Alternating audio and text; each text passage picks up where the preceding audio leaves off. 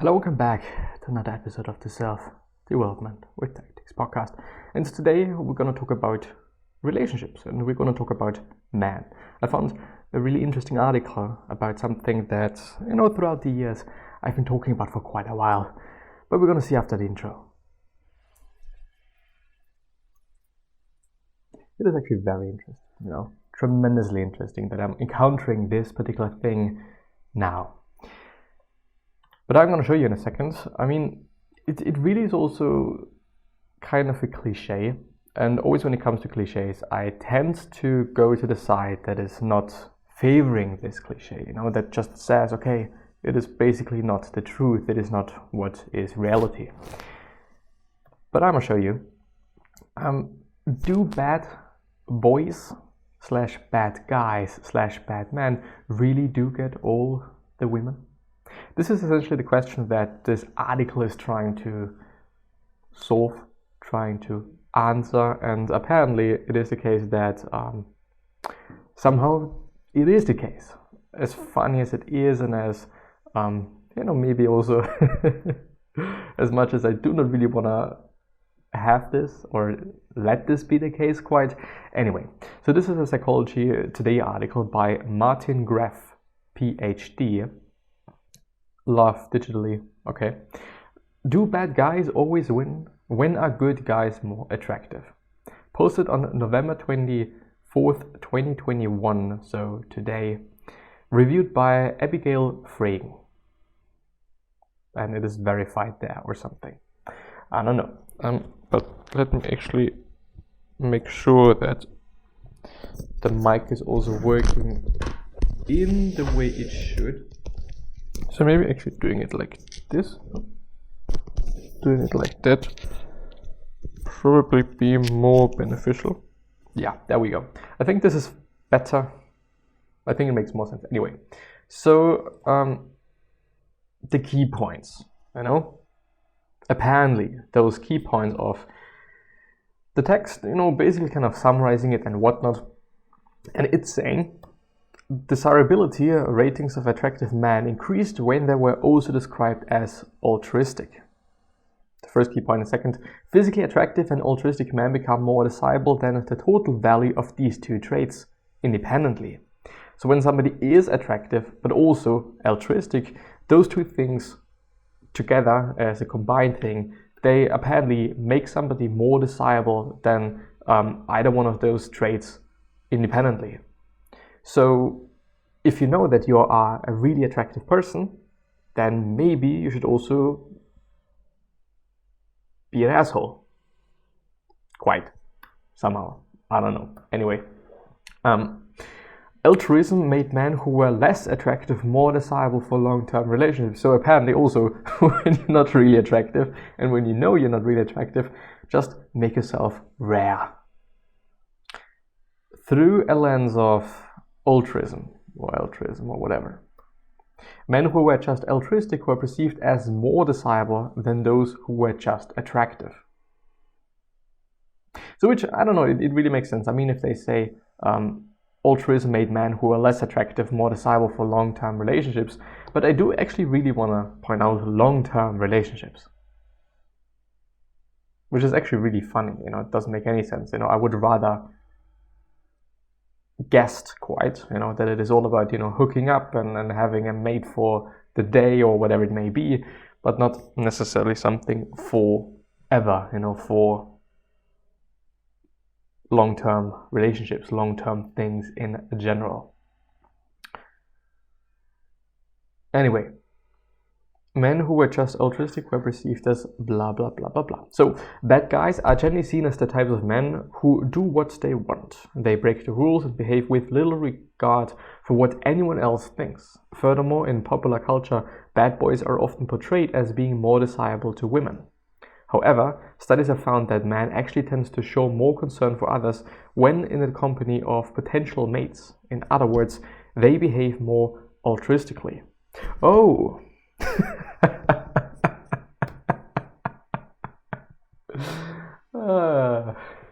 Fucking hell.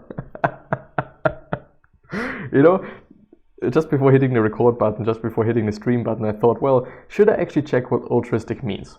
Because I didn't know. I assumed that it is a better word and a more suiting word for just being an asshole, quite. But apparently this is not really the case, so define. There we go. I hope you can see. Oh, no, you can't. Altruistic, showing a disinterested and selfless concern for the well-being of others, or unselfishness. It was an entirely altruistic act. So all of a sudden I do really like this article. Voila. This is how fast things can be. That's amazing. But you can see this little box, do you? No, you can't. Anyway.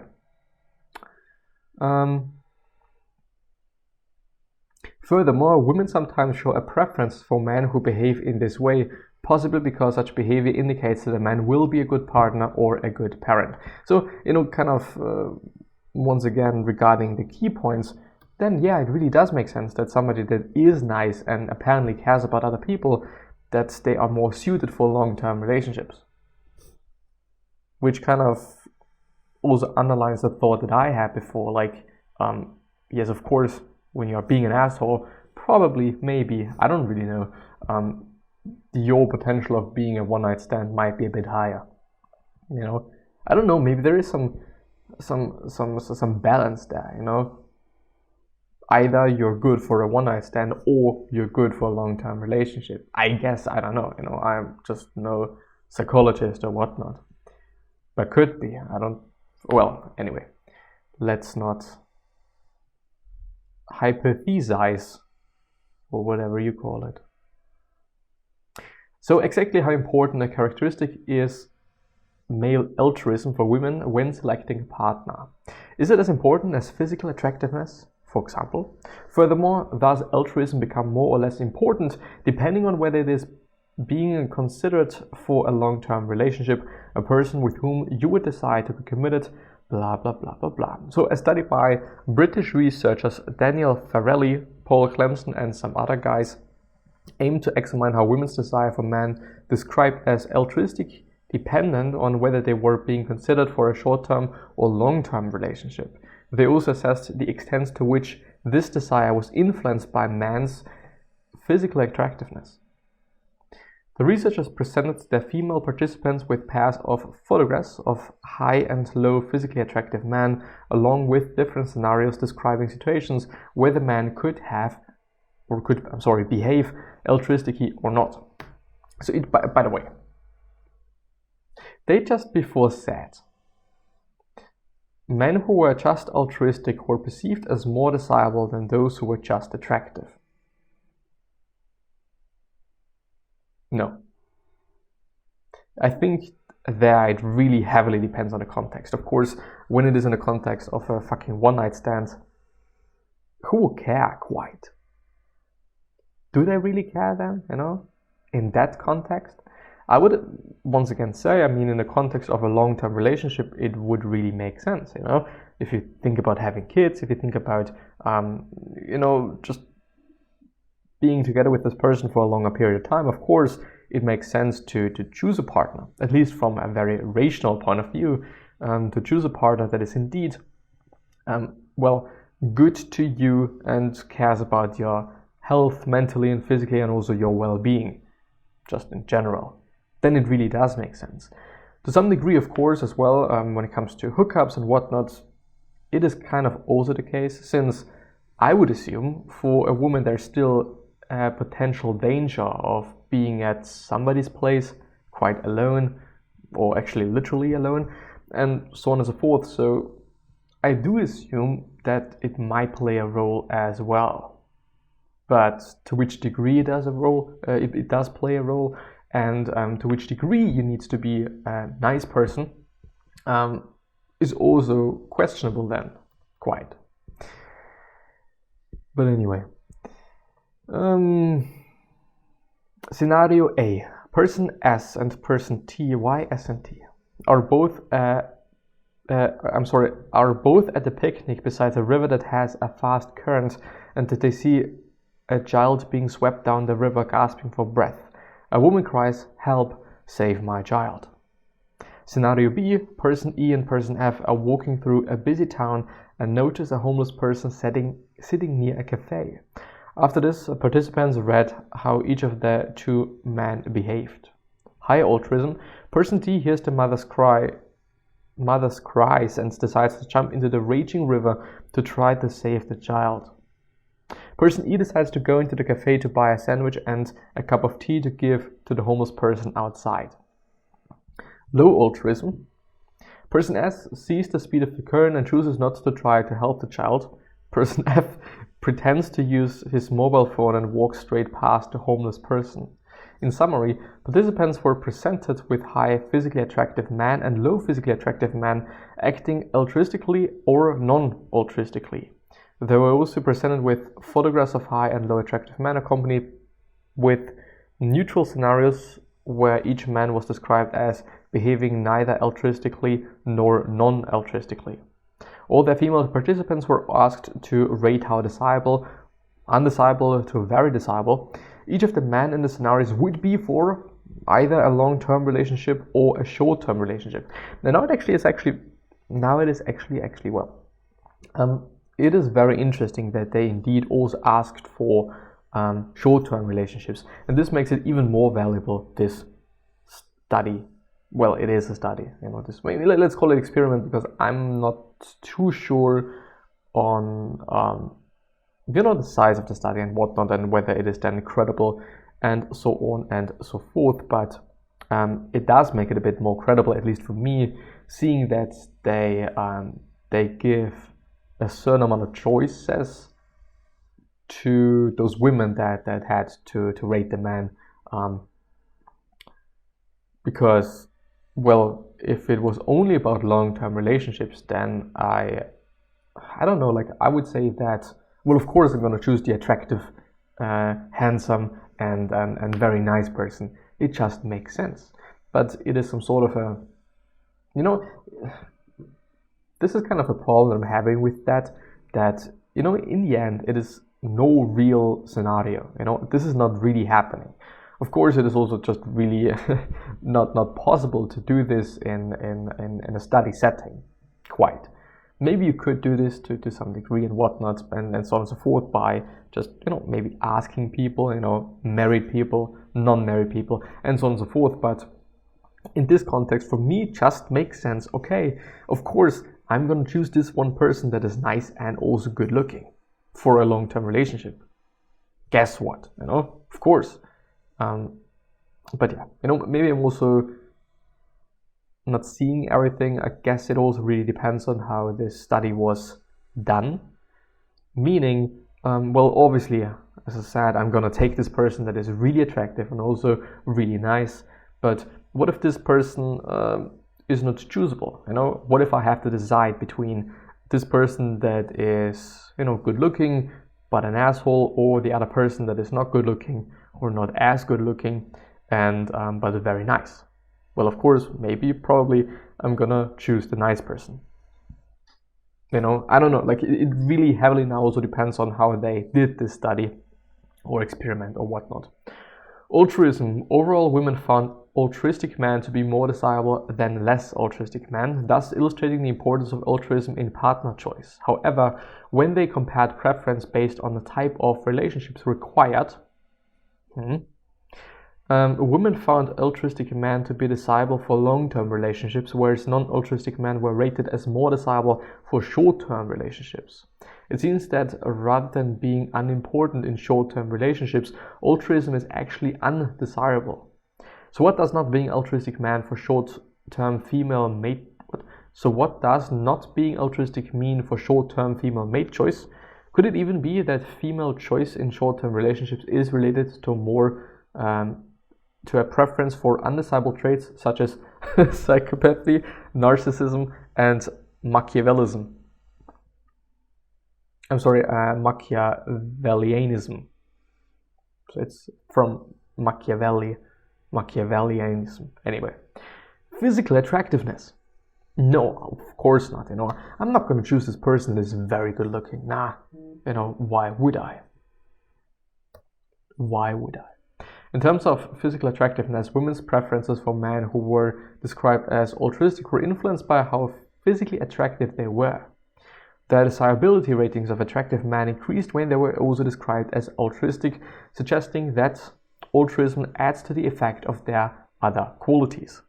Furthermore, possessing both altruism and physical attractiveness had a large effect on the desirability ratings of men than simply the sum of each factor separately. I see. Altruism or physical attractiveness.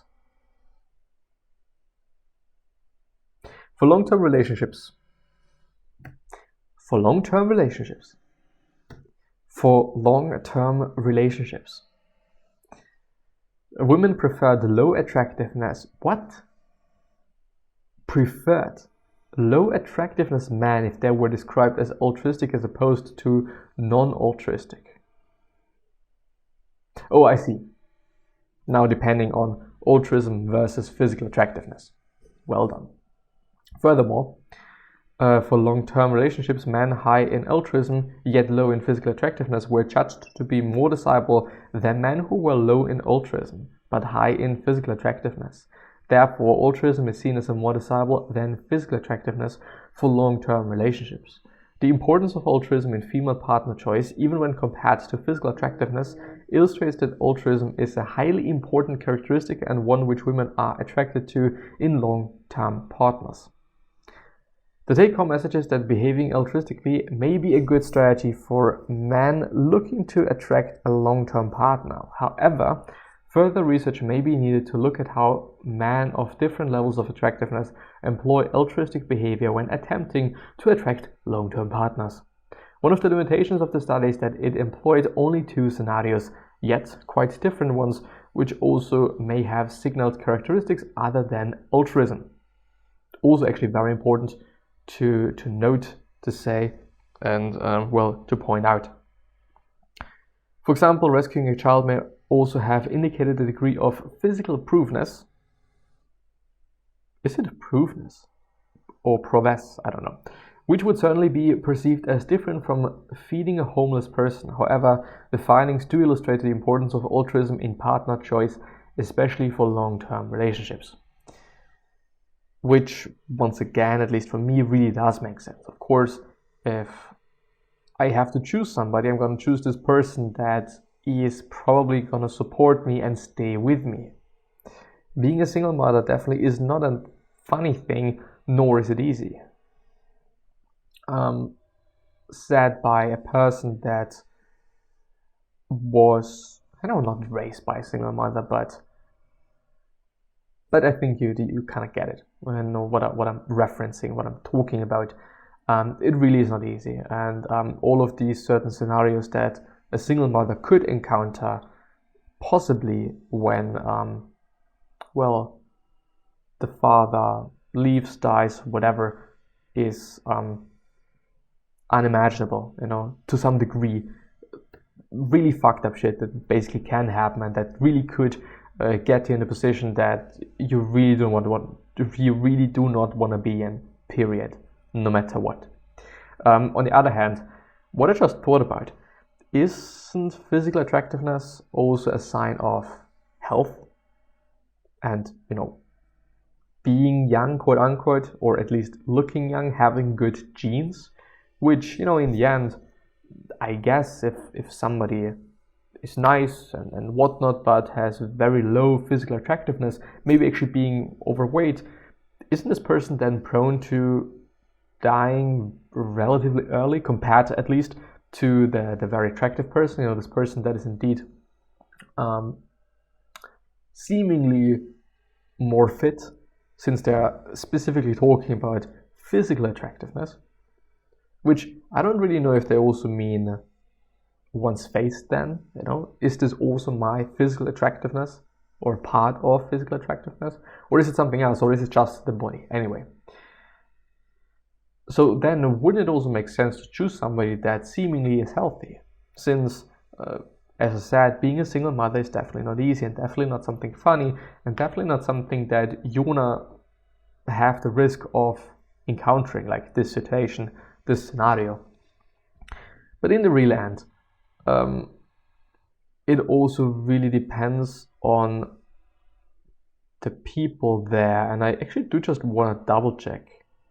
No, they didn't. Can I? Well, one would actually really have to check out this paper and this study, because, well, do those women that, first of all, how many of them were there?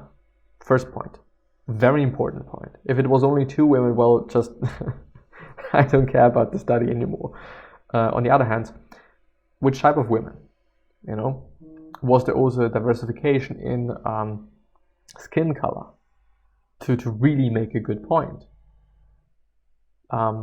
Also religions, ethnicities, like all of these things, which I think is also very important, you know, because I would assume that it really does change from culture to culture, from ethnicity to ethnicity, from color to color. I wouldn't say so.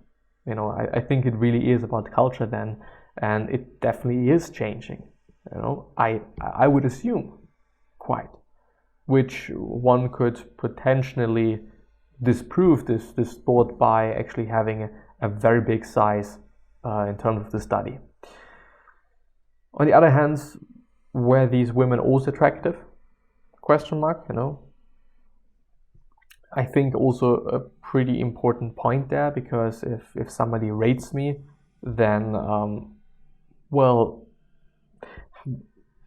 basically I'm saying, okay, when somebody is attractive, their opinion means more to me compared to somebody that is not attractive. And well, I don't know, like, I guess it actually is the case in this context. Quite. As dumb and as strange and as maybe also bad as it may sound, but it quite is the case, you know?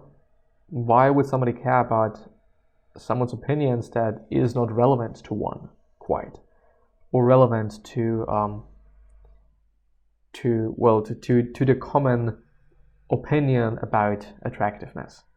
I don't know, like, of course this is highly subjective and whatnot, but still there are some things that are just seen as attractive and some other things that are just not seen as attractive at all, period.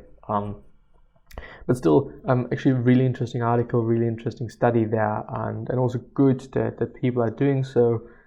But as I said, it really highly depends on context, and as he actually also pointed out, which I really appreciate, those stories that, you know, they're just 2 stories. Might still mean something, might still say something, this study, but this needs to be pointed out, and this needs to be, not to be overseen. Just 2 stories, the size, and all the other things that I've mentioned before. 5 ways men can make themselves more attractive. It's actually a recent post. Yeah, apparently this is why so many people maintain backburner relationships. Anyway, apparently this person is really heavily in the space of relationships, women, men, whatnot. We can predict the number of sexual partners for males by determining at how creative they are. We are liked more by people if we disclose to them. Humorous men may give offspring their genetic benefit of higher intelligence. Well, which actually leads me to, you know, to certain things that I think about throughout the day, every single day, of course. No. If I'd be a woman, you know, and I'm searching for a partner, well, of course, as I've mentioned a couple of times in this episode, I'm gonna probably choose an attractive yet altruistic person, just to cover these 2 things. Of course, if somebody is humorous, apparently can talk well to people, can socialize well with people, and always is a likable person, is a person that other people want to be around with, well, I would certainly also say that this person is more interesting and probably also more attractive to me compared to a very shy person. Obviously, it also depends on who I am, you know, what type of character I have, whether I am actually pretty shy or extroverted, and so on and so forth. Of course, this does matter. This context, once again, it really does matter. But still, I would argue that in general, having a competent and also confident person with you that potentially is also smart enough to help you, has maybe even resources, which I do not really see as something strange, that it is attractive. Like, of course, if I do have a lot of resources, and it is not going to be an issue, especially when it comes to long-term relationships, of course I am going to favor that. Of course I want to have that. Maybe indeed as well, I'm going to choose somebody that has a lot of resources, yet is not as attractive maybe. Just because I know it is something important, just because I know it is something that is going to matter in the future.